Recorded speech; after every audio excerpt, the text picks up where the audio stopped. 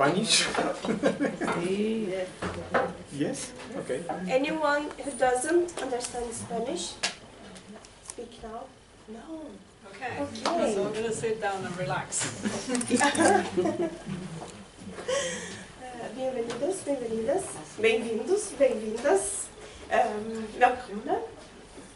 Eu vou falar em português, devagar.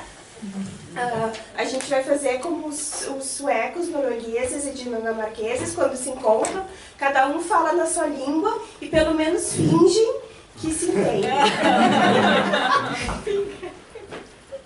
Então, nós damos as boas-vindas ao professor Martín Becerra, da Universidade de Quilmes e Universidade de Buenos Aires, que está aqui graças ao nosso contato com o Global Media Reporting e David Isaacson, que está aqui também,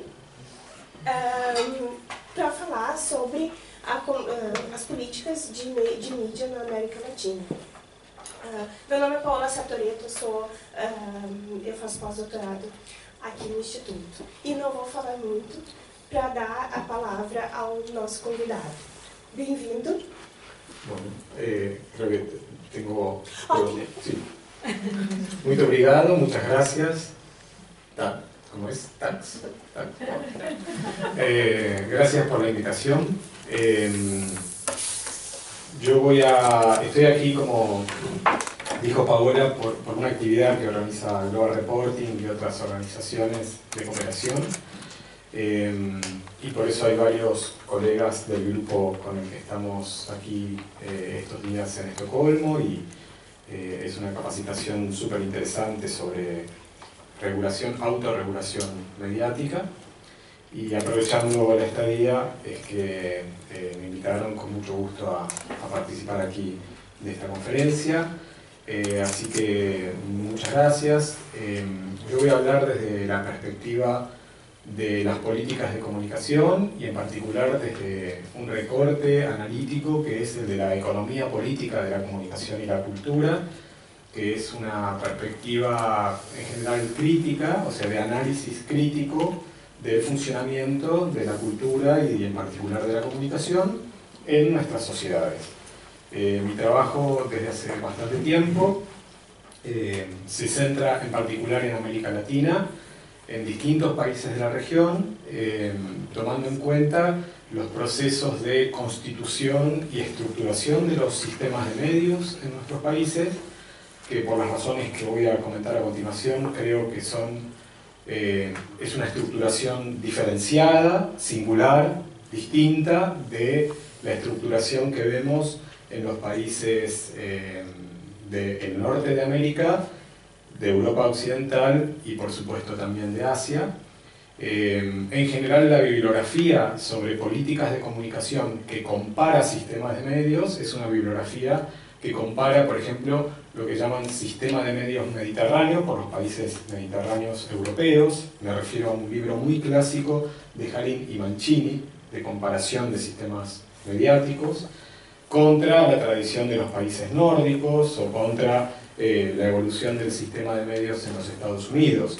En general, esa bibliografía canónica no toma en cuenta lo que sucede en la periferia, en países como el de la región latinoamericana, así que desde hace mucho tiempo, como digo, junto con otros colegas, en particular con Guillermo Mastrini, nosotros trabajamos focalizados en la región latinoamericana. Y también mi perspectiva analítica es una perspectiva que está sustentada en, digamos, los estándares americanos sobre libertad de expresión, en particular en la Convención Americana de Derechos Humanos, cuyo artículo 13 establece de manera bastante clara que es un derecho de todo ciudadano la capacidad de buscar, de recibir y de difundir información, opinión, a través de, y eso la Convención Americana es muy clara, a través de toda tecnología, de todo soporte. Y eso es un derecho, digamos, ¿no? Que por supuesto, como tantos derechos que están consagrados en tratados internacionales, no siempre se observa, no siempre se cumple. Pero esa es la perspectiva teórica, digamos, y normativa, que es la perspectiva desde la que en general parten nuestros análisis. A quienes están en el curso con nosotros, lo que van a ver a continuación les va a sonar algo parecido, pero les prometo que voy a profundizar de una forma distinta de como lo hemos hecho hasta ahora. Primero quería tomarme unos minutos para hacer una suerte de diagnóstico descriptivo de lo que ha sido la historia de la estructuración de los sistemas de medios de comunicación en América Latina. ¿Por qué decimos que son sistemas de medios diferentes, peculiares, respecto de la tradición de otras regiones y continentes? En primer lugar, hay una definición que tomo de dos autores que son Elizabeth Fox y Silvio Weisbord, quienes señalaron que el sistema de medios latinoamericano es un sistema de medios, dicen ellos, comercial políticamente dócil. Esto significa que es un sistema en el que la comunicación de masas es una comunicación que se ha estructurado básicamente con una lógica mercantil.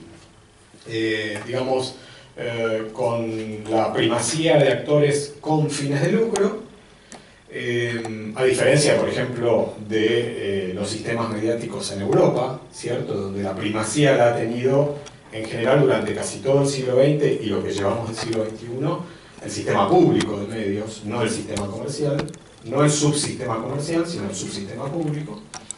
¿Y por qué políticamente dócil? Porque esa constitución comercial se ha hecho a expensas o a espaldas del debate público, con la participación activa de distintos gobiernos a lo largo de la historia de América Latina.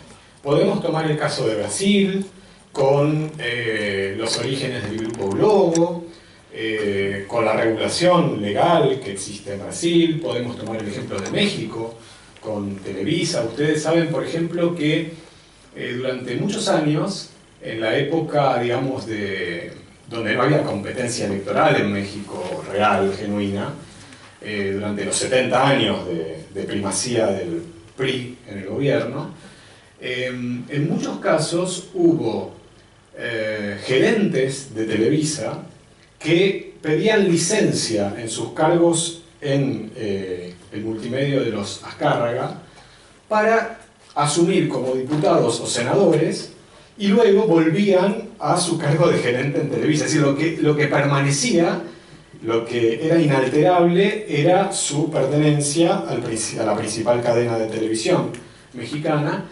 y la idea era influir con regulaciones o decisiones que fuesen amistosas para el crecimiento de Televisa. Tanto es así que todavía hoy en México, estamos hablando ya de 2019, todo el mundo sabe que existe una telebancada, como se le dice en el Congreso mexicano, que es de diputados y senadores que básicamente responden a Televisa, no a la sociedad mexicana o a sus votantes. Entonces, cuando los autores hablan de sistema comercial políticamente dócil, este ejemplo que estoy poniendo ilustra esa caracterización. Es decir, hay una relación muy íntima entre distintos gobiernos y dueños de grupos de medios tradicionales en la región. Podríamos pensar en otros casos en donde la docilidad política también queda muy manifiesta, como es el de Ángel, alias el Fantasma González, personaje, digamos, que es el dueño de todos los canales de televisión de Guatemala y que tiene también una gran cantidad de emisoras de radio y algunas de televisión en muchos países del resto de América Latina, ¿no? Otra característica de nuestra región es que en la historia ha habido poca regulación legal y fuertes controles gubernamentales. Y esto es interesante porque contradice la idea al uso respecto de que una mayor regulación equivale a un mayor control, ¿cierto? Que eso está instalado en el sentido común de cierta parte del estamento político. Cuanta más regulación hay más control, ¿sí? Quieren regular porque quieren controlar. Pues bien, América Latina demuestra que tiene mucha menos regulación en su sistema de medios que Europa, o que Europa Occidental, que Suecia, digamos, que Gran Bretaña, que Alemania, que Francia. La carga regulatoria latinoamericana es muy inferior a la carga regulatoria de Francia en materia de medios. Y también es inferior a la carga regulatoria de Estados Unidos en materia de medios de comunicación. La FCC estadounidense, el regulador, la autoridad de aplicación de medios en Estados Unidos, es mucho más intensivo y presente en la disposición de reglas de juego para el sistema mediático de lo que son las autoridades regulatorias latinoamericanas. Sin embargo, paradójicamente, si uno toma como referencia ese sentido común que estoy criticando, en América Latina el control gubernamental no se ha hecho por vía de regulaciones legales, se ha hecho por vía de presiones que son indirectas, o directas pero no manifestadas en regulaciones legales. Entonces, bueno, la historia de todos nuestros países ofrece una gran cantidad de ejemplos de injerencia gubernamental. El más visible de todos los indicadores es el de la presión por publicidad oficial, pero ese es un indicador que, de acuerdo con los estándares del sistema interamericano de derechos humanos, podríamos llamar sutil, indirecto, leve, al lado de las tragedias o los dramas que se viven en materia de restricciones a la libertad de expresión por vía de presiones gubernamentales en algunos países de la región, en donde la amenaza física, el cierre de medios, la censura directa, no sutil, lamentablemente todavía existe. No es algo generalizado, pero hay países donde esto todavía ocurre. Otra característica tiene que ver con la concentración excesiva de la propiedad privada en grandes grupos, en una concentración que en las últimas décadas, como ocurre también en otras regiones, tiende a ser conglomeral, es decir, los grupos de medios que en sus orígenes eran de tradiciones familiares. Yo nombré a los Azcárraga de Televisa, a los Mariño de Globo.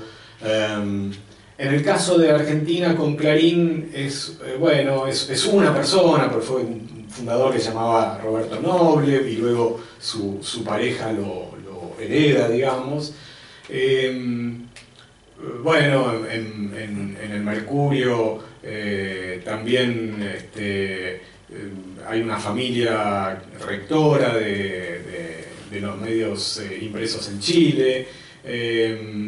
Bueno, los Edwards estoy hablando. Hay familias muy potentes en la estructuración de los medios en Colombia. En general es una región cuyo origen tiene que ver con capitales familiares, pero luego esos capitales fueron diversificándose en conglomerados que pueden poseer desde intereses en otros sectores de las industrias culturales que no son estrictamente medios, hasta bancos, o sea, el sector financiero, constructoras, en la Argentina la principal exposición agroganadera.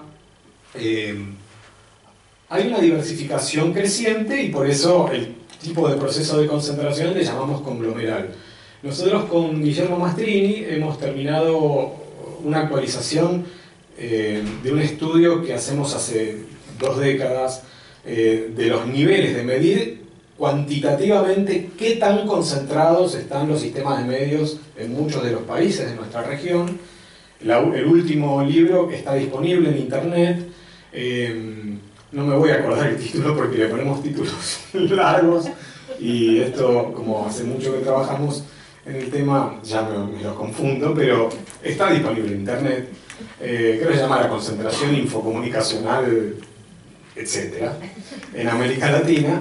Y ahí damos cuenta del proceso creciente de conglomerización de los sistemas de medios. Hay una alta dependencia de la asistencia estatal, en el sentido de que los vínculos con el Estado son vínculos necesarios para, aunque parezca paradójico mirado con ojos europeos, para la existencia saludable de un sistema de medios privado. Entonces, insisto, no solo es publicidad oficial, también es la prórroga de licencias de radio y de televisión, o la exhibición del pago de impuestos, el la condonación de deudas previsionarias y fiscales que acumulan las empresas mediáticas, la habilitación para que crucen las fronteras hacia otras actividades. Entonces, con esto simplemente lo que quiero manifestar es que la participación de los gobiernos en la estructuración del sistema de medios, aunque como vamos a ver a continuación, los gobiernos como emisores directos de medios no tienen en América Latina gran influencia, sin embargo, su participación es importante para cómo se estructura el sistema de medios. O sea, sin intervención gubernamental es difícil que los sistemas de medios latinoamericanos hayan tenido la composición que hoy tienen. Hay una ausencia de lo público, por lo que decía anteriormente. O sea, no hay, si uno toma las definiciones clásicas de qué es un medio público, y bueno, estamos en Suecia, por supuesto que mirado con ese prisma, en América Latina no hay medios públicos. No vamos a encontrar en ningún país un sistema de medios públicos como encontramos en Europa. Sin embargo, a niveles sobre todo locales, no a niveles nacionales, a veces hay experiencias muy interesantes, muy saludables, a veces hay señales temáticas, o culturales, o educativas, o ya digo, locales, Telemedellín, o sea, hay experiencias regionales, locales, o temáticas, o ambos, o algo de todo esto junto, en general, que no disputan grandes audiencias, no son líderes en audiencia. Pienso también en los medios estatal públicos, si se me permite ese híbrido, en México, digamos, donde también el Estado mexicano cuenta con una cantidad que no es poca de emisoras, pero la construcción de lo público allí siempre es problemática. Y por supuesto, la hipótesis de análisis, que no voy a desarrollar por razones de tiempo, es que los medios públicos a la latinoamericana se corresponden con un tipo de articulación del espacio público a la latinoamericana. O sea, podemos echar mano de Habermas para pensar, digamos, que la esfera pública en América Latina tiene un tipo de constitución peculiar si uno la mira con ojos europeos. Incluso si uno la mira con ojos de la experiencia de medios públicos en Estados Unidos, porque muchas veces se dice, los sistemas de medios latinoamericanos son comerciales, por lo tanto, se corresponden con la tipología continental y toman como referencia a Estados Unidos. Bueno, pero ojo, porque en Estados Unidos tenemos más regulación legal, mayor intervención estatal, y además tenemos medios públicos elitistas, ¿cierto? O sea, no son los medios públicos generalistas y masivos de Europa. La PBS en Estados Unidos es un medio potente, elitista, minoritario en términos de audiencia, pero que tiene una trayectoria que es innegable y que no vamos a encontrar algo parecido en los países de América Latina. También, por supuesto, hay una proscripción legal, histórica, que en los últimos años se ha revertido para medios que no tienen fines de lucro. En algunos países a ellos se les llama directamente medios comunitarios, en otros países, sobre todo en el cono sur latinoamericano, los llamamos medios sin fines de lucro. Por supuesto, la clasificación de ese tipo de medios sin fines de lucro como comunitario o no habilitaría a un debate larguísimo. Hay buena bibliografía sobre esto, medios alternativos, populares, comunitarios, indígenas, sin fines de lucro. Cada una de estas clasificaciones tiene detrás un posicionamiento sobre la comunicación. De nuevo, no es el tema central que hoy nos ocupa, así que no voy a avanzar en eso, pero en general han sido medios que han sido proscritos. En algunos países, como Brasil, todavía hoy son perseguidos ese tipo de medios. En otros países, como digo, los avances regulatorios ya no proscriben al sector, pero es un sector marginado, digamos, aunque no tenga proscripción legal, verdaderamente su acceso a recursos para poder funcionar es escaso.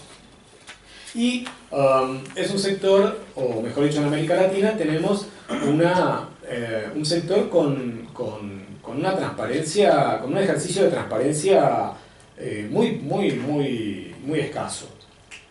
nosotros en el grupo estamos aquí de visita en Estocolmo, con una agenda intensa, vamos a decir. Vamos visitando organizaciones de medios privados suecos, periódicos de referencia, medios públicos en Suecia.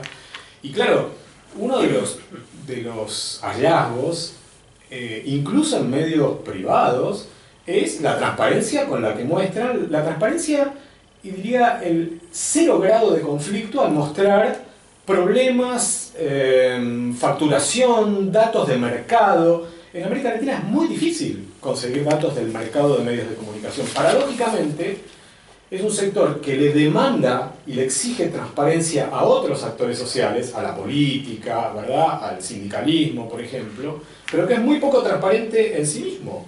Entonces, hay un ejercicio cuanto menos paradójico en la exigencia de transparencia, que me parece muy bienvenida hacia el estamento político y hacia el sindicalismo y hacia todos los actores públicos, pero también eso incluiría a los medios. Y también podemos decir que en América Latina tenemos accesos debilitados. Eso también configura la esfera de lo público en nuestra región. Es decir, no es una región en donde el acceso que exige como condición de uso de medios el pago sea masivo por razones estructurales, que es la región del mundo donde la desigualdad entre ricos y pobres es mayor, ¿sí? La región más desigual de todo el planeta.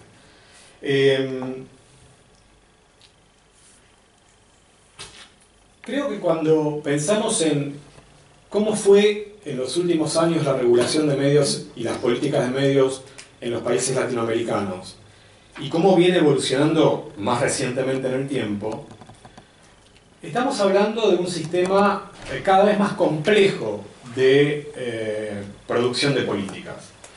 Porque cuando el sistema de medios era simple, analógico, pues había un canal que transmitía un servicio y que demandaba una política que abastecía. La política podía ser buena o mala, pero era un problema relativamente simple de resolver. Hoy, las políticas públicas en todos los países del mundo tienen el desafío de abordar derechos que entran en conflicto entre sí. Es decir, el derecho a la libertad de expresión, en el sentido que lo expresa la Declaración Universal de Derechos Humanos y los tratados internacionales, en muchos casos puede entrar en contradicción con el derecho, también consagrado en muchas constituciones, a la competencia económica.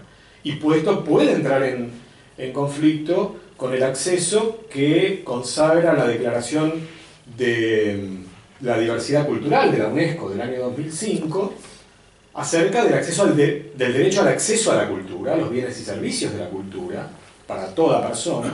Y esto a su vez puede y entra en conflicto con otro derecho que también está enmarcado en la Declaración Universal de Derechos Humanos, que es el derecho de autor, o el derecho de todo creador, de todo artista, a vivir razonablemente bien de la explotación del aprovechamiento comercial de la obra que produce. Y esto en muchos casos también entra en conflicto, como vemos cada vez más a menudo, y en Europa hay una nueva reglamentación que está siendo aplicada en este momento, que es para América Latina casi, yo diría, una materia obligatoria de interés, porque muchas empresas globales toman el estándar europeo como válido en materia de datos personales, privacidad. Y esto en muchos casos entra en conflicto también, todos los derechos anteriores, con otro derecho que es a la no discriminación, básicamente por motivos de género, raciales, geográficos, etc. Así que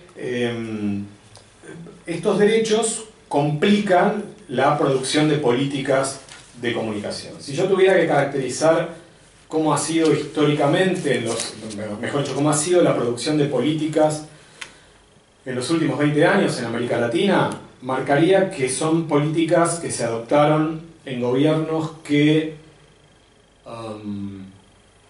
en aras de la brevedad, porque en algunos bibliografías son caracterizados como gobiernos de centro-izquierda o gobiernos rosas, como se le dice, o gobiernos populistas o neopopulistas. Pero yo para tomar una referencia que sea menos problemática, dado que no es el objeto de nuestra conversación hablar sobre populismo, digamos, que es una categoría polisémica, si las hay, yo diría que son gobiernos que asumieron públicamente el proyecto de desarmar algunas de las bases del ejercicio de gobiernos neoliberales de la década de 1990, o si estamos a Chile ya un poco antes, ya de 1980, y según el país un poquito después. Pero bueno, gobiernos que asumen después de graves crisis económicas, y en algunos casos económicas e institucionales, el efecto tequila, el efecto caipirinha, o sea, la crisis argentina de 2001, o sea, grandes crisis económicas, tras las cuales se produce el colapso de, esto en Venezuela es clarísimo, del statu quo de políticos que venía rigiendo durante décadas, y asumen gobiernos que cuestionan una buena parte de los programas previos. Estos gobiernos no en todos los casos adoptaron nuevas regulaciones legales. En Brasil no lo hicieron.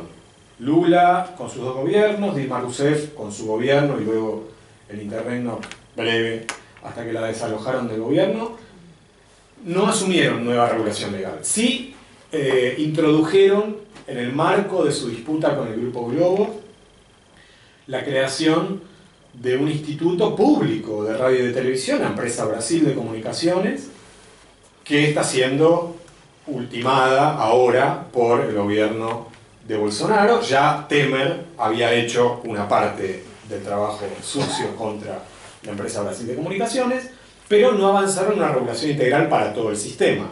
Los gobiernos de Bachelet en Chile lo mismo, no avanzaron en una regulación integral. ¿Qué países sí lo hicieron? Voy por orden cronológico. En el año 2004, el gobierno de Hugo Chávez, después del fallido golpe del año 2002, impulsó y sancionó a través de la Asamblea la ley que se llama Resorte, Responsabilidad Social de Radio y de Televisión.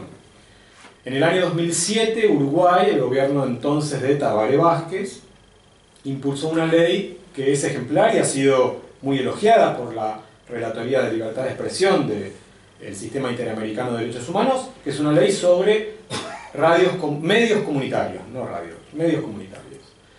En el año 2009, la Argentina, en ese momento era el primer gobierno de Cristina Fernández de Kirchner, en el marco de una fuerte crisis política, a raíz que en la Argentina se le dio a llamar, entre comillas, crisis del campo, en fin, pero en el marco de una crisis política adopta el Congreso argentino, vota una ley que se llama de Servicios de Comunicación Audiovisual. Luego hay una reforma constitucional en Bolivia que incorpora cuestiones de tratamiento mediático, cuestiones de racismo, de discriminación, por ejemplo. Más tarde, en el año 2014, está la ley orgánica de comunicación votada en la Asamblea en el Ecuador, gobierno de Rafael Correa. También ese año, y no sé si no es un año antes incluso, es la reforma de telecomunicaciones en México, que es muy ambiciosa porque no solamente abarca a los medios de comunicación de México, sino también a las telecomunicaciones. O sea, digamos, es una reforma tan ambiciosa que toca a Televisa y a Slim, que en ese momento era el hombre más rico del mundo, ¿no? Digamos, a América Móvil o Telmex. Y por último, en el año 2015, si no estoy equivocado, hay una reforma integral que también se le llama Ley de Medios Audiovisuales en Uruguay, que ya no es solo una ley de medios comunitarios, sino de todo el conjunto de medios. Y digamos, rápidamente diría, son leyes que son muy diferentes entre sí. Yo creo que es un error analítico y por supuesto un error político agrupar a todas estas reformas legales en el mismo conjunto. De hecho, un indicador de las diferencias entre estas leyes tiene que ver con los pronunciamientos de la Relatoría de Libertad de Expresión del Sistema Interamericano de Derechos Humanos, relatoría que en algunos casos ha elogiado los textos votados por los congresos o asambleas y en otros casos los ha criticado desde el comienzo, ¿sí? En general estas leyes plantean una estructura de propiedad integrada por tres grandes actores. Es un error también creer que todas estas leyes dicen que el sistema de medios tiene que dividirse en 3/3. Eso es un error, no todas las leyes dicen eso. Pero sí dicen que hay tres actores. Uno es el actor privado comercial, otro es el actor estatal, vamos a decirle estatal público, y otro es el actor comunitario o sin fines de lucro, según el país del que se trate. En esta seguidilla de leyes omití una ley que es una ley parcial también, pero muy interesante desde el punto de vista de la promoción de los contenidos culturales nacionales, que es la ley de televisión por asignatura, la televisión de pago en Brasil, que es súper interesante como ley, digamos, ¿no? Establece entonces la posibilidad de que haya una distribución de actores más amplia que actual, plantea límites a la concentración de la propiedad, que son diferentes según la ley que observemos, pero básicamente son límites a la concentración que, mirado con una lupa europea o de Estados Unidos de América, no deberían llamar la atención, porque son leyes en general mucho más generosas con la concentración de la propiedad privada de lo que es la regulación vigente hoy en Inglaterra. Hoy en Inglaterra la regulación legal sobre la propiedad de los medios es mucho más exigente que la que tenemos en Uruguay o en la Argentina. Bueno, en Argentina ya no la tenemos, pero en Uruguay sí. Son leyes que en general son leyes audiovisuales, no son leyes convergentes. Y este es un problema de estas leyes, porque en un contexto de convergencia digital entre los medios de comunicación tradicionales y otras tecnologías, pues solamente enfocar la radio y la televisión queda como un poco a trasmano. Cierto es que en América Latina, todavía hoy, los medios de comunicación tradicionales siguen siendo la forma predominante de información y de entretenimiento de la mayoría de la gente. Estamos hablando ya del cierre de la segunda década del siglo XXI. Y estoy seguro que esto continuará durante un tiempo. Bromeamos recién antes de comenzar porque decíamos, mantener en la Argentina una conversación por Skype, pues resulta complicado, porque se corta la conversación todo el tiempo. Es decir, las tecnologías digitales hoy no son un relevo según el lugar geográfico del que hablemos. Por supuesto en grandes ciudades sí, pero fuera de los grandes centros urbanos hay problemas de conectividad básicos que hacen que, para informarse o para entretenerse, la instancia siga siendo la televisión y la radio. No solo por razones generacionales, porque uno es viejo, sino porque no hay otra, o sea, no hay posibilidad de una buena conectividad, o es muy cara la conectividad. Entonces, bueno, sí, la tele, la radio. Pero bueno, esta era una limitación que tenían estas leyes. Y también, entre las diferencias que entiendo tienen estas leyes, hay un problema respecto de quién controla la aplicación de la norma, cuál es su dependencia o no respecto del gobierno de turno y también de los operadores privados. Es decir, hay un estándar de regulación, un estándar democrático de regulación de medios que dice que la autoridad de aplicación no debe estar sujeta a las presiones del gobierno ni a las presiones de los operadores privados. Bueno, yo diría que ese es ciertamente uno de los graves problemas que tiene la aplicación posterior a que fueron aprobadas estas leyes. Ha traído grandes problemas de aplicación. Diría que esos problemas de aplicación, me esfuerzo por ser sintético, han tenido, por una parte, errores y no lo que no serían errores, sino, digamos, graves problemas de aplicación por parte de los gobiernos que impulsaron esas leyes. Incluso, en algunos casos, aunque parezca paradójico, son gobiernos que, habiendo impulsado la ley, fueron los primeros en profanar la ley. Ya parece paradójico, pero esto es América Latina. Bueno, sí, efectivamente, o sea, una ley que decía que tenías que tratar como Estado a todos los grupos mediáticos por igual, resulta que a un grupo mediático le aplico la ley de manera rigurosa y con el resto me hago el distraído. Entonces, bueno, ahí hay un problema de discrecionalidad manifiesto que ocurrió en, yo diría, casi todos los casos que me mencioné. En algunos con mayor gravedad, en otros no. Por supuesto, otro problema que han tenido estas leyes es la oposición previsible de grandes grupos concentrados. Pero para mí no es una explicación de las limitaciones que tuvo la aplicación de una ley el hecho de que un sector altamente concentrado, ante una regulación democrática, se oponga a su aplicación. Eso es algo que la política tendría que haber previsto de antemano, ¿cierto? Es decir, si, como ocurrió en Estados Unidos, la justicia ordena y el gobierno cumple la división de AT&T por razones básicamente de legislación antitrust, pues lógicamente es de prever que AT&T no va a estar conforme y va a agotar todas las instancias formales y también la presión informal para que esa separación no se produzca. Pero la historia antitrust en Estados Unidos nos enseña una gran cantidad de ejemplos a lo largo de todo el siglo XX, ejemplos que hoy se están discutiendo alrededor de Facebook, de si se puede o no se puede avanzar sobre la separación funcional entre Facebook, WhatsApp, Instagram, por ejemplo. Entonces, esos ejemplos hacen prever que el señor Zuckerberg, por ejemplo, no sería un aliado en la aplicación de una norma que lo obligue a separarse. Pero sería bastante ingenuo el gobierno que creyera que impulsando una ley para obligar a Zuckerberg a separar estas tres empresas va a contar con su anuencia. Se supone que la política es capaz de prever cuáles son las resistencias que tiene su puesta en circulación social.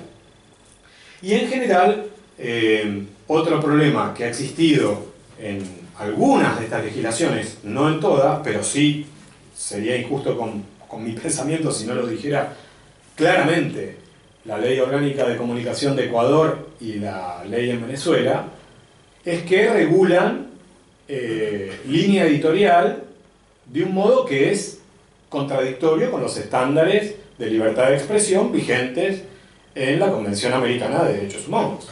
Y ese es un problema.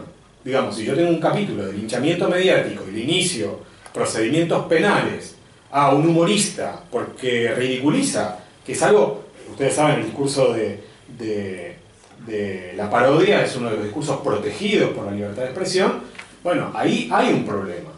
Hay un problema porque además, como nosotros vivimos en repúblicas y no en monarquías, hoy estoy yo gobernando, mañana viene otro. Y probablemente, como hay alternancia política, ese otro pueda utilizar el mismo instrumento legal discriminatorio para oponerse a los que a mí me caen simpáticos. Entonces, en general, cuando uno regula sobre medios de comunicación y regula sobre libertad de expresión, hay que tomar en cuenta la posibilidad de que otro utilice en el sentido contrario al que fue pensada una regulación. Soy defensor, en cambio, de la letra de la ley que sancionaron los congresos de Uruguay y de la Argentina, por el mismo motivo, porque no regula línea editorial. Sí regula contenidos, en el sentido de que establece umbrales de producción nacional o de producción independiente. Bueno, sí, por supuesto. Será más alcanzable, menos alcanzable esos umbrales, pero no regula línea editorial, ¿sí? Bien. Voy a ir sintetizando para dar lugar al intercambio. En general, estas reformas han tenido, como yo decía, la oposición de... quiero ver si estoy en sintonía, sí. Han tenido la oposición de grandes grupos mediáticos. En general, estos grandes grupos mediáticos no se constituyeron de un día para el otro, llevan décadas de estructuración y en consecuencia son actores que desde la teoría política podríamos decir tienen un grado de institucionalización tal que su demanda por vía judicial o por vía administrativa suele tener escuchas privilegiadas. En algunos casos fracasaron en esas demandas. Es el caso de la Argentina, en donde el Grupo Clarín, que es el grupo más grande, fracasó en su demanda ante la Corte Suprema de Justicia de la Argentina, que le dijo que la ley de la Argentina era plenamente constitucional. Pero demoró su aplicación. Si a esto se le suma que el propio gobierno no parecía comprometido en aplicar lo que el Congreso, a instancias del propio gobierno, había votado, ahí tenemos un combo en el que el avance de la regulación ha sido escaso. Entonces, si uno le pregunta, no a un especialista, no a un periodista, a un ciudadano de a pie, a un almacenero, a un colectivero, a una empresaria de otra actividad, le dice, ¿qué recordás de la Ley de Servicios de Comunicación Audiovisual? ¿Qué cosas te cambiaron? Y muy poco. Algo en la pantalla de televisión, quizás, si es más memorioso, dirá, bueno, se crearon nuevas señales, algunas señales culturales que son interesantes, pero no mucho más. Estructuralmente no hubo gran modificación, ¿sí? Es decir, que la productividad, la performatividad de esa nueva regulación legal ha sido poca, escasa. Lo cual a mí también me habilita a otra hipótesis, que es, que no es una hipótesis original, por cierto, que en general, cuando la regulación legal tiende a querer modificar parte del statu quo, por ejemplo del statu quo mediático, pues el plazo para que logre su cometido es un plazo mucho más largo y las dificultades son mucho mayores. En cambio, cuando la regulación legal tiende a respaldar el statu quo, su aplicación es inmediata. Y esto es lo que ocurrió a partir del año 2015 en muchos países que habían adoptado reformas legales. Incluso en aquellos, como Brasil, donde la reforma legal fue parcial, no fue completa. Televisión de pago, creación de un medio público. Pero aún así, allí, en Brasil, el desmonte de una iniciativa que llevó muchos años consolidar, fue rapidísimo, fue veloz. ¿Sí?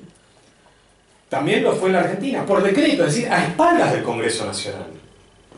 Mientras que las leyes tienen una tramitación política que supone, bueno, ciertos consensos, porque tiene que tener el aval de una cámara o de dos cámaras en el caso de congresos bicamerales, pues su desarmado ha sido veloz. Lo cual también me permite pensar en cuál fue la legitimidad de las reformas legales y de la aplicación. Sé que esto es opinable, por supuesto, como todo lo que estoy diciendo, pero a favor de mi argumento quisiera decir que en los países de América Latina donde hubo reforma legal, puedo afirmar que la reforma legal no fue respetada, incluso por los gobiernos que promovieron la reforma legal, dado que la legitimidad pública de la aplicación de la reforma legal fue muy baja. Y si no hubiera sido muy baja, los gobiernos de sentido opuesto que asumieron a partir del año 2015 en muchos de estos países no la hubieran tenido tan fácil a la hora de romper esa norma legal por decreto, unilateralmente. ¿Sí? Eso significa que no había una acumulación de consenso y de articulación social y política que saliera a defender lo adquirido, que no es algo que ocurre en algunos de nuestros países cuando estos mismos gobiernos pretenden desarticular el servicio público educativo, por ejemplo. Así sí hay una movilización social, o en algunos países del Cono Sur, cuando los mismos gobiernos intentan promover leyes de impunidad sobre causas de violación de derechos humanos durante las dictaduras pasadas. Ahí sí, hay reacción social, pero frente a esto parece haber menos reacción social. Entonces, digo, si no se construyó legitimidad, eso tiene que ver en parte con un mal proceso de implementación. Cierro con esto. El sentido de muchas de las nuevas reformas que yo les llamo restauradoras, porque son restauradoras porque pretenden eliminar lo que, a juicio de algunos de los gobiernos actuales, fue una anomalía de la historia. ¿Verdad? Es una anomalía. Se corrige, o sea, un paréntesis, veníamos bien, muchas décadas, veníamos funcionando con este sistema de medios. Viene un loco o una loca, en general además lo llaman así, ¿no? Que con delirios de autocracia, pero paradójicamente pasó por el Congreso y por la Asamblea, esa loca o ese loco autócrata, modificaron las reglas de juego del sistema de medios de manera autoritaria, pero paradójicamente si uno lee el contenido de algunas de esas reformas se parecen bastante a lo que el Sistema Interamericano de Derechos Humanos tiene como modelo, algunas de ellas, no todas, pero fue anómalo. Ahora volvamos a la vieja normalidad. Mi teoría es, esa vieja normalidad es irrecuperable en América Latina, porque hoy el sistema de medios es convergente. Entonces, hoy el problema del sistema de medios ya no se arregla entre el presidente mexicano y el señor Emilio Azcárraga. No es un problema de dos que juegan al póker, digamos, en una mesa chica. Hoy, en esa ecuación, hay que meter a Facebook, hay que meter a Google, hay que meter a las telefónicas, porque Slim también quiere dar, y esa es una de las grandes tensiones de la aplicación de la reforma de telecomunicaciones en México, que es probablemente la reforma menos ideologizada en el debate público y hasta ahora la que más se sostiene en el tiempo y la que más modificaciones estructurales provocó. Efectivamente, la preponderancia de América Móvil ha disminuido. Alguno me dirá, muy poco, muy poco. Bueno, sí, así se avanza. No es lo mismo que antes, ¿no? Entonces, uno de los problemas que hay es que efectivamente todos quieren hacer todo en este nuevo sistema. Entonces, es muy difícil que gobiernos, solo por la vía del decreto y de la negociación entre el capo del gobierno y el capo del principal grupo, puedan mantener como en una olla una presión que los desborda, ¿no? O sea, hoy esa olla explotó y ya no se arregla en un cuarto cerrado con un parche en el ojo. Esa es mi teoría, digamos, frente a la situación actual.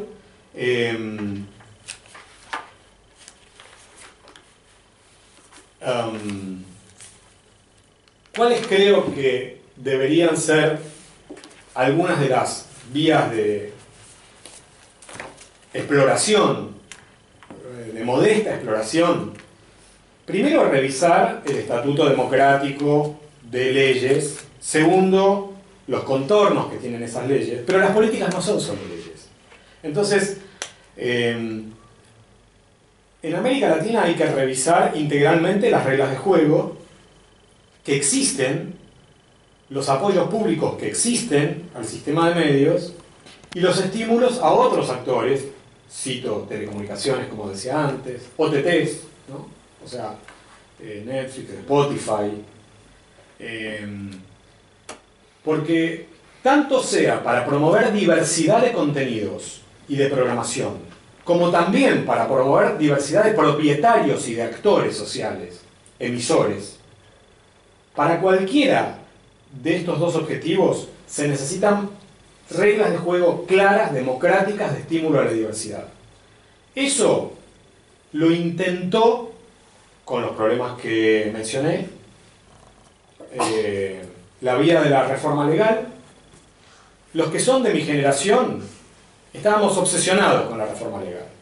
Es una generación que salió de procesos o dictatoriales o autoritarios, según el país latinoamericano, que claro, como teníamos leyes, en Brasil es de 1962 la ley, en la Argentina de 1980, o sea, teníamos leyes muy antiguas, ¿no? No es que no había internet, es que no había FM cuando fueron votadas algunas de esas viejas leyes. Entonces, teníamos la obsesión, mi generación, de la transición democrática de los años 70s, 80s, 90s en América Latina, estaba obsesionada con la reforma legal.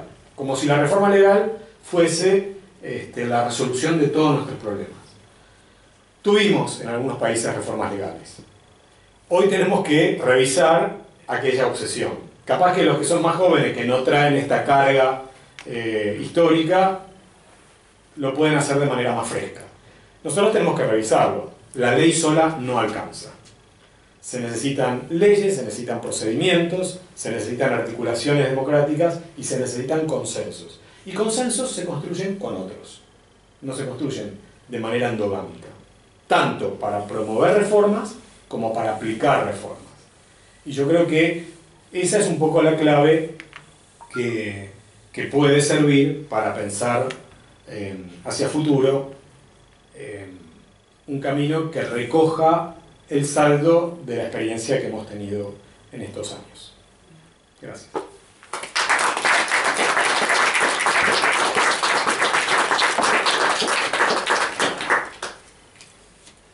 Nós vamos abrir para perguntas, se alguém quer começar.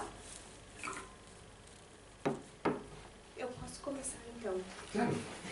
Há 2 anos, a gente teve a visita do professor Silvio Weisbord, aqui no Instituto, e ele disse que na América Latina não existe muita mobilização para a comunicação pública.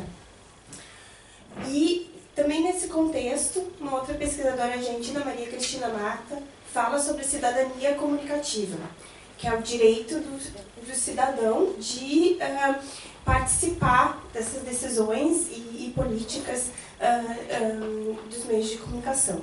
Então a minha pergunta é como que tu vês o papel da sociedade civil nas mudanças e nas políticas de meios de comunicação? Sí, yo creo que es muy interesante esa perspectiva porque fijémonos que en América Latina, al ser predominantemente comercial la lógica del sistema de medios, vamos a decir, el empresario privado no tiene por función garantizar la diversidad. Por supuesto es un elemento de un sistema diverso, pero no le podemos exigir a la empresa privada que garantice diversidad porque no es su función. Entonces, ¿la función de quién?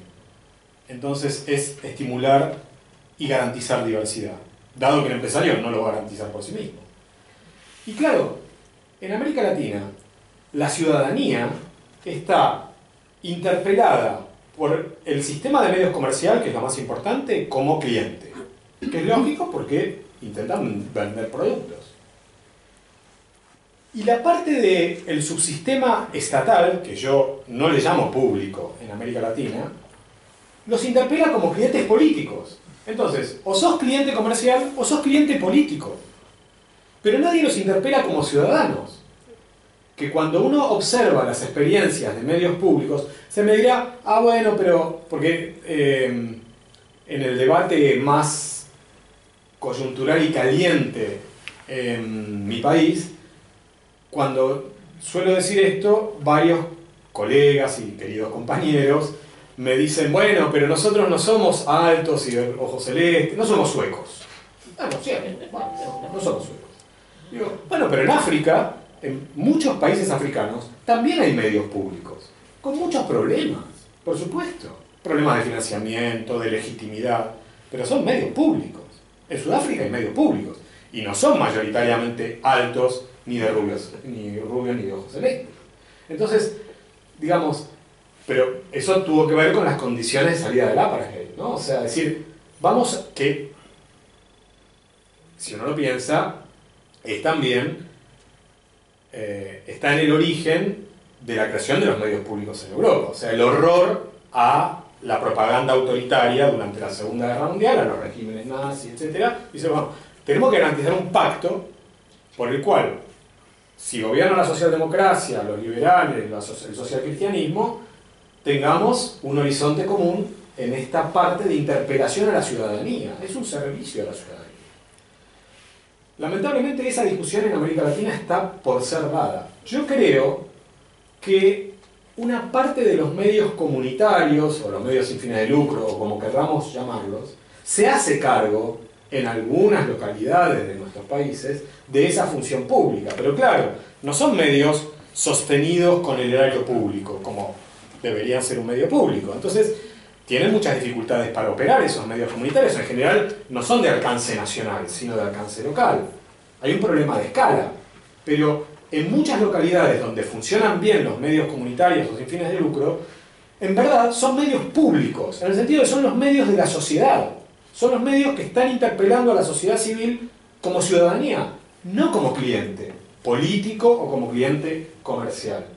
Y creo que digamos, en la construcción necesaria de la democracia en América Latina, aunque tengamos regímenes formalmente constitucionales en algunos países, no en todos, pues lo que hace falta es avanzar sobre ese espacio público con actores de circulación masiva de información y entretenimientos que no operen con una lógica solamente comercial o solamente político-partidaria, que está muy bien que existan, pero no puede ser lo único.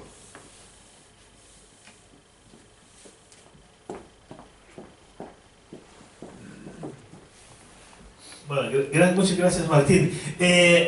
Tú, en la última parte de tu presentación, te hicieras comentarios sobre la obsesión, que son tu generación son obsesionados de las leyes, y entonces la conclusión que se construye, el consenso se construye con otras cosas. Entonces, ¿qué sería para hacer ese consenso, que no hay las leyes? ¿Quién serían los actores que podría hacer para hacer una nueva política de América Latina? ¿Cuáles serían los actores, los fuentes, etcétera? Yo creo que responder esa pregunta es al mismo tiempo fácil e imposible. Vamos por la fácil. Los actores son los actores de las sociedades nuestras, que son distintos en cada país. Por ejemplo, digamos, en el cono sur latinoamericano, y en particular me refiero al sur del cono sur, o sea, a Uruguay, a Chile y a Argentina. En estos tres países, el movimiento por los derechos humanos, en función de las dictaduras espantosas que sufrieron estos tres países, logró niveles de legitimidad amplísimos. Y la agenda de la comunicación, del derecho a la comunicación, del derecho a la libertad de expresión, del derecho a la cultura, recién logró ampliar su base cuando articuló con la agenda del movimiento de derechos humanos. Eso demoró mucho tiempo, o sea, insisto, o sea, tiene que ver con la historia, no mía, de mi generación. Es la historia de la generación que salió de la dictadura. Y al principio costó mucho hacer esa articulación, porque la agenda de los movimientos de derechos humanos tenía que ver solo con violaciones, digamos, con delitos de lesa humanidad, y no avanzaba sobre otros campos como la cultura, y la agenda de los derechos de la cultura tampoco, por supuesto éramos solidarios con la demanda de los derechos humanos, pero no había un link en eso, ¿no? En otros países eran los sindicatos, en otros países son organizaciones de la sociedad civil. Otro aliado son, aunque suene a esta altura posibilista decir lo que voy a decir, son algunos de los empresarios, por supuesto. Porque ver en este contexto de crisis de los medios al empresariado de medios como uno solo es un error analítico y también táctico. Porque algunos empresarios de medios están interesadísimos en lograr reglas claras de apoyo a la producción de contenidos, simplemente porque en muchos lugares los medios locales cierran sin ese apoyo. Y en general los gobiernos, y añado mi opinión personal, sobre todo los últimos gobiernos en América Latina, cuando apoyan a los medios, apoyan solo a los grandes medios. En Argentina solo apoyan a Clarín. Y eso provoca la crítica de muchos empresarios grandes de medios que dicen, hey, ¿cómo es esto? ¿No? A Clarín le damos la fusión con la principal telefónica, le allanamos el camino para que utilice el espectro de la... y al resto no. ¿No? O sea, en ese sentido, reglas de juego claras. Eso es un aliado. Alguno me dirá, si es muy leninista, digamos, bueno, pero no es un aliado que me va a conducir. Bueno, no sé dónde me va a conducir, pero así se hace la historia, digamos, ¿no? O sea, se hacen los avances históricos. Entonces, claro, la sociedad civil es muy diferente. En Honduras, los actores son diferentes. en Honduras, que en Colombia, que en Perú. Cada sociedad tiene sus actores. Entonces, también por eso extrapolar reformas legales de un país al otro resulta complicado, incluso dentro de América Latina, no ya si dijéramos extrapolar la experiencia sueca a América Latina. ¿Sí? Porque cada uno de esos actores, cada sociedad tiene sus actores. Entonces, la respuesta fácil es esa. ¿Quiénes son los actores? Pues los que hacen la historia en ese país. Los que influyen en las decisiones del Congreso, aun cuando a veces el Congreso no les dé una parte del estamento político, por supuesto que es un actor clave y es un aliado. Alguno me dirá, bueno, pero son todos corruptos. A ver, en los países nuestros, si todos los políticos son corruptos, como genuinos representantes de la sociedad que son, porque los políticos los votamos periódicamente, a menos que haya, que los hay también en América Latina, casos de fraude manifiesto, pero que no es el común y la normalidad en nuestra región. Bueno, si son todos corruptos es porque la sociedad avala ciertos niveles de corrupción. ¿Sí? Pero esa es la respuesta fácil. La respuesta difícil es, en cada país, pensar quiénes son. Y ese es el desafío que tenemos cada uno de nosotros. Hola, sí, ¿se me escucha? En primer lugar, quería felicitarte porque resumir en 45 minutos un tema tan denso como este y transmitirnos la idea que nos has transmitido, me parece que es un desafío y lo has conseguido, así que enhorabuena. Yo te quería preguntar que a través de todo tu conocimiento cronológico, histórico, tener esta perspectiva, quería que hicieras un ejercicio de proyección hacia el futuro, porque me ha gustado mucho la teoría de la convergencia, de que los medios tradicionales pues, están superados por la realidad, por las novedades tecnológicas, y que las leyes, la regulación, la normativa, las leyes regulatorias, muchas de ellas corren el riesgo de nacer viejas en un entorno tan cambiante como este. Entonces yo quería pedirte tu idea de proyección regulatoria para el futuro y cómo crees que pueden afectar las nuevas tecnologías en el sentido de que muchos gobiernos están empezando a considerar la información como un tema de seguridad nacional. Estamos hablando de fake news, estamos hablando de desinformación, estamos hablando de posverdad, y cómo muchos gobiernos están considerando ya el contenido informativo como tema de seguridad nacional, ataques por vías digitales. Es decir, que toda esta teoría de la convergencia, que me parece muy interesante, las nuevas plataformas incluso ya estamos un escalón por encima, ¿no? En cuanto a eso. Entonces me gustaría saber un poco cuál es la proyección, cuáles son los riesgos que tú crees que las nuevas regulaciones pueden traer por ahí. Gracias. Sí, bueno, gracias. Sí, efectivamente, como tú dices, y eso lo vemos a diario, y no solamente en América Latina, esto se ve en todo el mundo. Las discusiones sobre cambios legales para moderar contenidos en Internet son muy sensibles y en algunos casos muy problemáticas desde una perspectiva de libertad de expresión. Pero claro, yo diría que hay dos familias de derechos a resguardar con el tema de desinformación, fake, etc.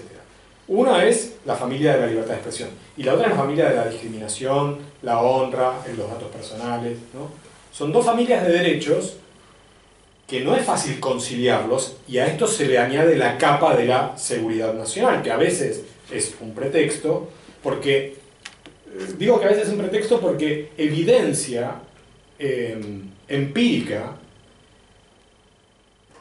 incuestionable acerca de la influencia de factores de desinformación, de campañas de manipulación de desinformación en decisiones de la ciudadanía, no hay. De manera concluyente, no hay. No hay un estudio que diga Trump es presidente por la fake news. Sí hay estudios que nos muestran que hay fake news, que hubo fake news en la campaña de 2016 en Estados Unidos, como en el Brexit, etc. Sí. Pero hay dos problemas. Uno es teórico, desde la teoría, desde 100 años, de Laswell, Lasserfeld, de las teorías de la opinión pública. Yo diría, seamos cautos con sacar conclusiones de que una campaña de desinformación tiene traducción automática en el comportamiento de la ciudadanía, como si la ciudadanía, como si fuésemos, como decía un antropólogo, estúpidos culturales, ¿no? O sea, hoy nos ponen desinformación para allá y vamos todo para allá, nos ponen desinformación para el otro lado y vamos para el otro lado. seguramente los motivos por los cuales la ciudadanía estadounidense votó a Trump, que en lo personal me resulta repugnante, pues no son que el Papa presuntamente dijo que la Clinton era abortera o no sé qué. Eso en primer lugar. Y un problema práctico, ¿qué es esto? No hay evidencia empírica. Hablemos con evidencia empírica. Entonces, sí hay campañas de desinformación, no tenemos evidencia empírica de cuánto influye esa campaña de desinformación. ¿Bolsonaro fue electo por las fake news que circulaban por WhatsApp? Seguramente no. Ahora, ¿circularon fake news por WhatsApp? ¿Es el hijo de Bolsonaro uno de los principales financiadores de esa campaña? Sí. Son dos cosas diferentes, ¿no? Entonces, por eso digo, en muchos casos se avanza con el pretexto de seguridad nacional, no queremos injerencia externa, el ir a Rusia, ¿no? Entonces vamos a avanzar sobre derechos. La agenda de Macron en particular, que es muy activo en esta materia, yo creo que está en un delicado equilibrio y a veces lo pierde al equilibrio en aras de avanzar sobre regulaciones que en muchos casos son además inaplicables. O sea, el primer proyecto para combatir la desinformación en el contexto electoral del grupo oficialista en el Parlamento francés decía que un juez para toda Francia tenía que resolver en 24 horas todas las denuncias de fake news.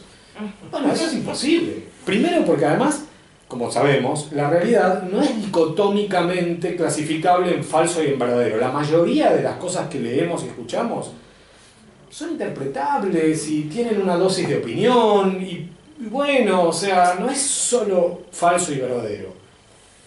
Y además, bueno, se parece mucho a la fantasía orwelliana esto de alguien que pueda dictaminar en 24 horas esto es falso, esto es verdadero, esto se quita, esto se ve. Es complicado, ¿no? Así que yo, digamos, en primer lugar, diría, hace falta cautela en este terreno.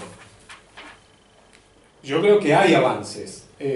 Yo soy muy, en particular, atento a lo que dicen las relatorías, tanto de la ONU como la europea, como americana en materia de libertad de expresión.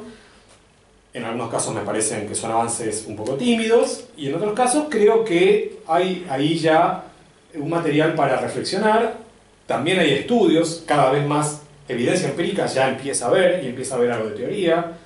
Así que en la proyección de regulación y de moderación de contenidos, yo iría con cautela hacia un lugar de avance que entienda que hoy, por ejemplo, cederle o asignarle a operadores privados, globales, intermediarios, globales, digitales, con poder de edición, como son Facebook y Google, el poder de policía de los contenidos, puede ser gravísimo. O sea, puede ser que para un gobierno sea tranquilizador, como una especie de ibuprofeno, ¿no? O sea, me alivia un poquito este dolor de cabeza, pero a la larga puede ser gravísimo, ¿no? O sea, cederle el control.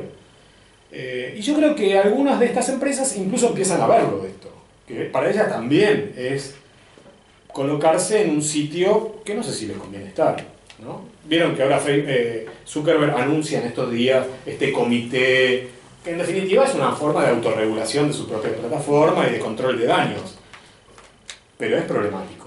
En cuanto a la regulación, ya sí, de medios y de tecnologías, yo creo que es necesaria una regulación integral, sabiendo que va a quedar vieja. Eso también hay que saberlo. En cualquier país, si estuviéramos en Japón o en Corea del Sur, también la regulación legal sobre el sector va a quedar vieja, porque nadie puede regular con una bola de cristal haciendo proyección a futuro porque se va a equivocar, ¿no? Entonces uno regula siempre con una especie de espejo retrovisor hacia lo más inmediato que tiene como referencia. Y eso en 2 años queda un poco viejo. Entonces toda regulación tiene que tener mecanismos de actualización democrática de lo que está regulando. De nuevo, se dice fácil. Esto lo decimos en 2 segundos. ¿Cómo se hace eso? ¿Cómo se hace la actualización democrática? Porque si para ser democrática tiene que pasar por el Congreso, no va a tardar, no va a ser ágil. Tiene que ser ágil, tiene que ser democrática, no puede dejar a la ley que se convierta en obsoleta. Es un desafío, bueno, para eso estamos. Gracias por la charla, muy interesante. Mi pregunta es la siguiente, es ¿cómo funcionan? Uno de los actores principales son los periodistas, ¿no? Y el periodismo funciona, bueno, depende de la posición política que tengan también, porque tienen que asumir una situación que ellos ven de acuerdo al desarrollo político de cada país latinoamericano. Pero mi pregunta es, ¿cómo funcionan las escuelas de periodismo? La formación de los periodistas. Hay universidades públicas, universidades privadas, y sus programas de estudios son los mismos. Y los profesores, ¿cómo influyen en estos estudiantes, en su futuro, cuando ellos asuman su papel como profesionales? Sí. Dependiendo, claro, de los medios de comunicación a los cuales se dedican. Sí, gracias. Bueno, gracias. La situación es muy heterogénea en América Latina, de formación. Primero porque en algunos países la formación universitaria es en periodismo. En otros países la formación universitaria es en comunicación social o ciencias de la comunicación o ciencias de la información, según el país, ¿no? También es muy diferente en América Latina el ejercicio periodístico. En algunos países está colegiado, está regulado por ley que es periodista aquel que obtiene un título universitario como tal y pertenece al colegio de periodistas. En otros países no. Digamos, en los estándares del Sistema Interamericano de Derechos Humanos, la colegiación de periodistas obligatoria es percibida, y yo personalmente estoy de acuerdo con esta crítica, es percibida como un problema. Porque claro, la libertad de expresión no es el ejercicio de la medicina. Todos somos sujetos, todas las personas son sujetos del derecho a la libertad de expresión, no solo los periodistas. Entonces, es problemático, pero reconozco que hay una discusión muy larga, no es nueva, histórica, entre aquellos que están a favor de la colegiación y los que, como yo, no estamos a favor de la colegiación obligatoria. Otra cosa es que voluntariamente puedan existir colegios de periodistas, naturalmente que sí. Y esto me conduce al tercer elemento, que es muy heterogéneo, y yo que vivo, o sea, mal podría hablar mal de las universidades porque es mi forma de vida desde hace mucho tiempo, pero haciendo un ejercicio introspectivo, que alguien vaya a la universidad, como puede suponer cualquiera que esté muy en contra de todo lo que yo dije, yo soy un bicho universitario. Entonces, alguien me dice, este hombre ha estudiado, ha hecho toda la carrera de grado, posgrado y tal, y bueno, dice estas cosas, ¿no? Entonces, que alguien vaya a la universidad no asegura la ética en el desempeño de la profesión. Entonces, bueno, en muchos casos se le atribuye a la formación universitaria, más que se le atribuye, se le demanda a la formación universitaria una carga que yo creo que la formación universitaria no va a garantizar, que es la ética en el desempeño profesional. Sí puede enseñar códigos y principios éticos, y es bueno que lo haga.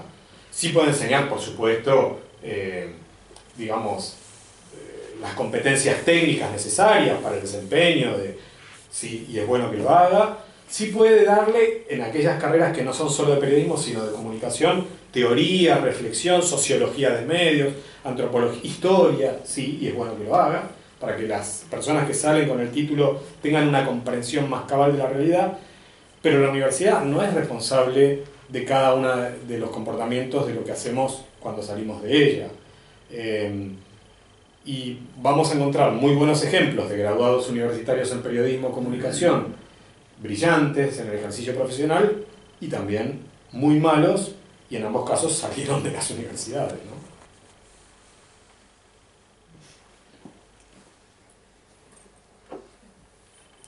Hola, ¿qué tal? Mi cuestión era un poco sobre la problemática de la aplicación de la ley. Me parece como muy interesante esta cuestión de la necesidad de consenso que se había hablado con los actores y demás, pero también quería preguntarle qué opina, por ejemplo, del rol del sistema judicial en la aplicación de la ley, porque así como se ha mencionado, digamos, los procesos que fueron muy largos en la aplicación de la ley, por ejemplo, en lo que tiene que ver con Argentina o el caso también del accionar judicial en Brasil. Y qué cortos fueron los periodos, digamos, cuando hubo que desregularizar ciertas cuestiones, digamos, esta cuestión de restauración de esta ley. ¿Cuál es su opinión, digamos, respecto a esto? Porque yo creo que sí tiene una centralidad en el tema muy importante, sobre todo cuando estamos hablando de la ley, y sobre todo también por, estos grupos, digamos, conglomerados y demás, son también los que tienen una gran influencia, digamos, en distintos sectores sociales, incluido el sistema judicial. Entonces, un poco cómo podemos salir de esta trama y bueno, cómo analizamos la situación desde ahí. Sí, yo creo, efectivamente, coincido que el Poder Judicial, que en algunos países ha sido aliado, por ejemplo, para leyes de acceso a la información pública, para cuestionar la discrecionalidad de distribución de la publicidad oficial, para derogar en algunos países el desacato, o sea, la pena de prisión a periodistas o el delito de opinión concebido como delito penal. Bueno, digo, en algunos países, en muchos de nuestros países han sido aliados en reformas integrales de la propiedad de los medios o de regulación de medios, no lo fueron tanto. Yo creo que en el caso argentino, en particular, hay un fallo, que es el fallo de la Corte Suprema de Justicia, que del año 2013 está en internet. Es un fallo, para mí, muy interesante. En aquel momento la Corte Suprema tenía 7 miembros, 6 dijeron que la ley era básicamente constitucional. 2 de esos 6 cuestionaron un artículo en particular que establecía el tiempo de desinversión, pero no cuestionaban en esencia que era potestad del Estado establecer que los límites a la concentración de la propiedad son parte de las cualidades de una sociedad democrática. Y eso lo hizo la Corte Suprema de Justicia, un fallo muy, muy interesante, como es el caso, también hay a nivel americano fallos de la Corte Interamericana en materia de regulación de medios, el ejemplo del caso Granier, el caso de RCTV, de Radio y Caracas Televisión. El fallo de la Corte Interamericana es ejemplar también sobre cuáles son las potestades del Estado para regular y cuándo el Estado o el gobierno, digamos, vulnera esos principios. Y en otros casos, Uruguay, por ejemplo, no fueron tan aliados, y aun cuando puedan haber sido aliados, o aliados no es la palabra, digamos, sensibles y con una comprensión de avanzada sobre el derecho a la libertad de expresión, aún en esos casos se demoraron, como tú dices, mucho, y esa demora, en definitiva, conspira contra la posibilidad de eficacia de la regulación. Sobre esto, dos cuestiones. Una es, digamos, más si ustedes quieren, de sociología política. Los medios son parte de la institucionalización de la sociedad, incluso cuando a veces los medios no quieran verse así. Son instituciones, o sea, son parte de prácticas sedimentadas y cristalizadas durante muchos años, con lo cual cambiar eso de un día para el otro, pues es muy difícil. Y es lógico que una institución, que por lo demás tiene un factor de clase, porque los medios en general pertenecen a determinada clase, encuentre en la justicia determinadas simpatías y apoyos que otros sectores, por ejemplo los movimientos sociales, el movimiento Sin Tierra en Brasil, no va a encontrar, desde luego. Pero lo que quiero decir también es, la política tiene que ser capaz de prever eso. Es decir, si uno quiere hacer, vayamos a la década del 60, ¿no? Cuando las propuestas de reforma agraria eran propuestas que estaban en la agenda de los partidos políticos progresistas o de izquierda. Bueno, supongamos, y hay países que han aprobado reformas agrarias y les costó mucho implementarla. No solamente por torpeza o por falta de compromiso con la reforma, también porque la justicia pone obstáculos. Y sí, claro, porque la justicia, todo lo que estoy diciendo es como digamos, de perogrullo, ¿verdad? O sea, la justicia defiende el orden establecido, porque el orden establecido es lo instituido, y los medios forman parte de lo instituido. Entonces, lo lógico es que defiendan lo instituido. Entonces, hay que explicarle, hay que hacer pedagogía también con la justicia. Ustedes me dirán, bueno, pero hay personajes y personajes. Con la justicia, el Poder Judicial está lleno de estas cosas. Y en la Argentina es clarísimo que una labor pedagógica con los jueces fue necesaria y fue productiva.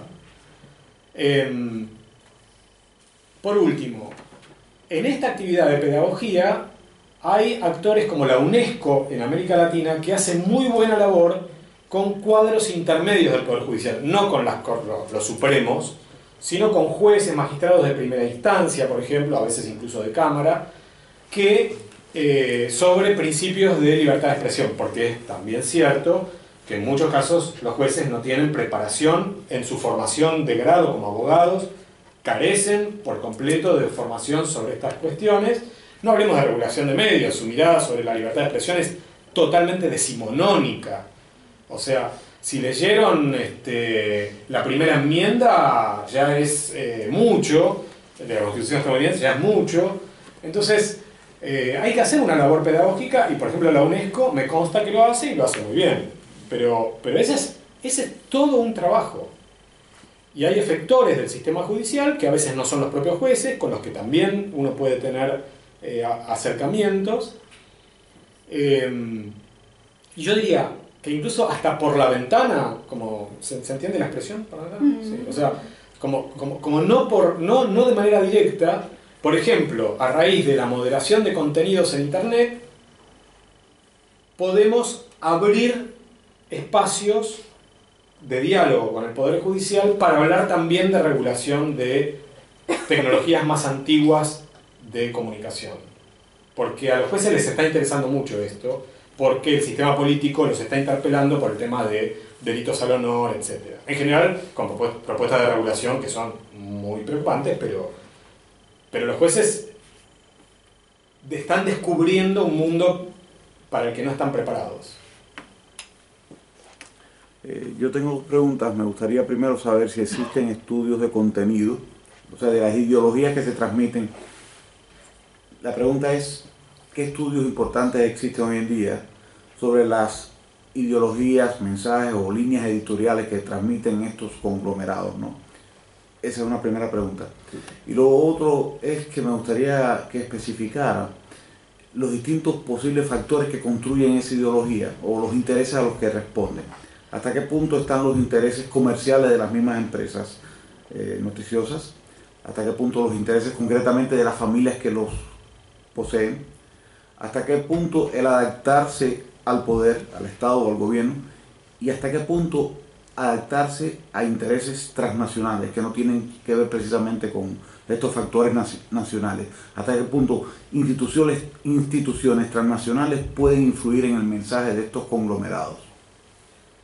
Bueno, muy interesante. Yo, primero, sobre lo primero, hay muchos estudios, cada vez más. En la medida en que se van diversificando los estudios, sobre todo de posgrado en muchas facultades de comunicación en toda América Latina, encontramos cada vez más estudios de caracterización de grupos que a veces incluyen el perfil ideológico o, digamos, la línea editorial.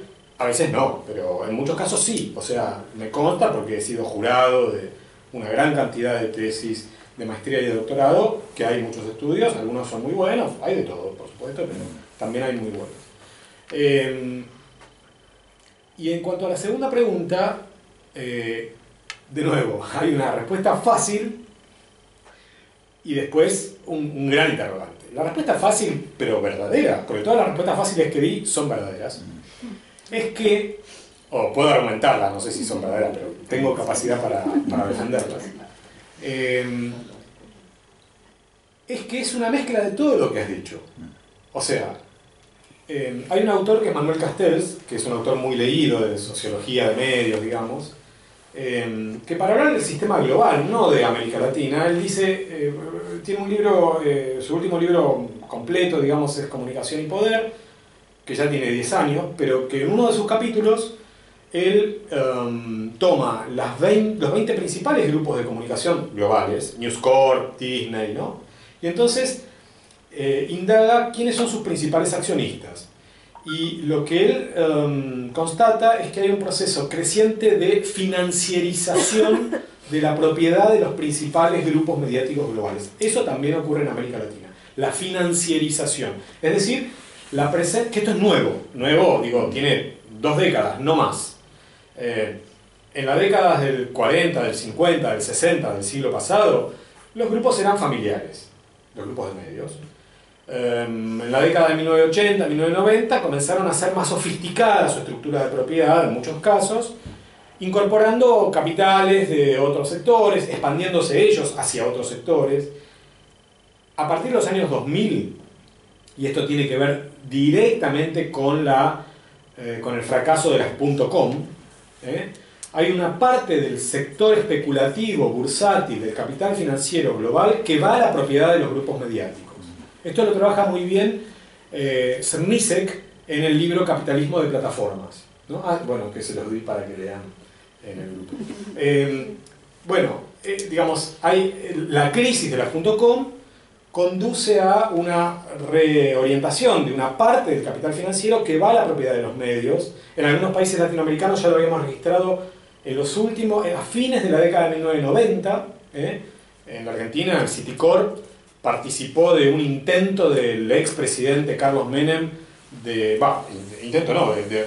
armó un grupo multimedia privado pero oficialista con la participación del Citibank, ¿no?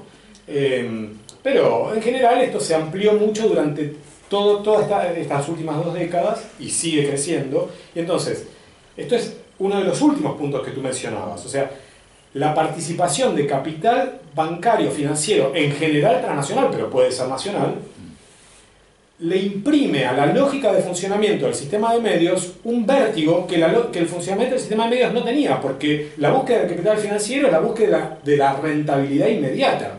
Es decir, que trastoca la inversión y la producción de contenidos que en las industrias culturales es lenta.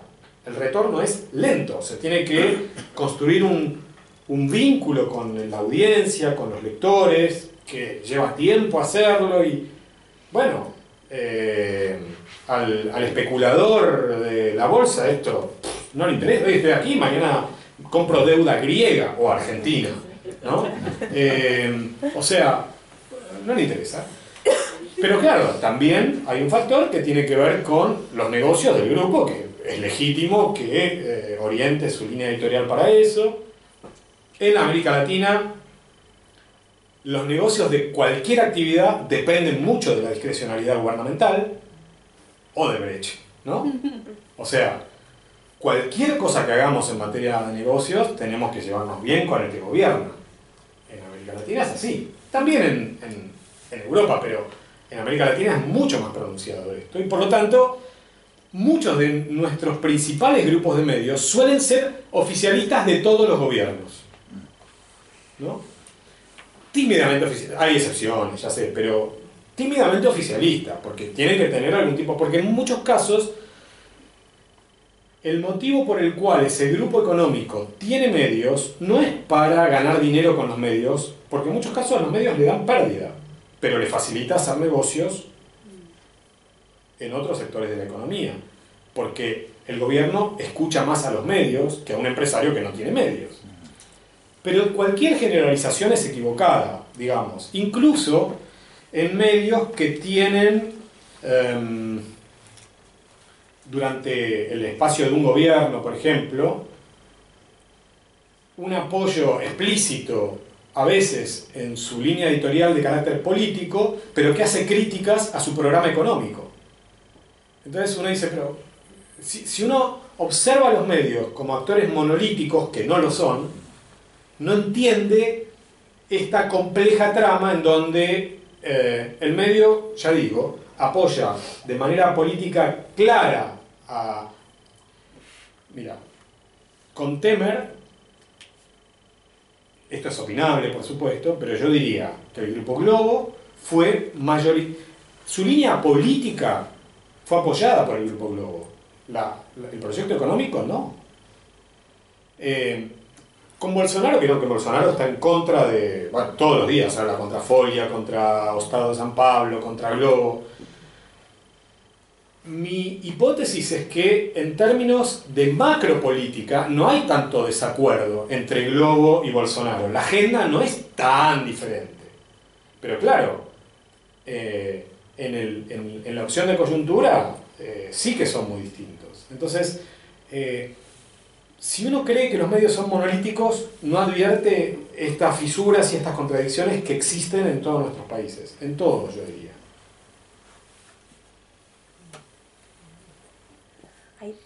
Acho que chegamos ao fim, o relógio diz isso, e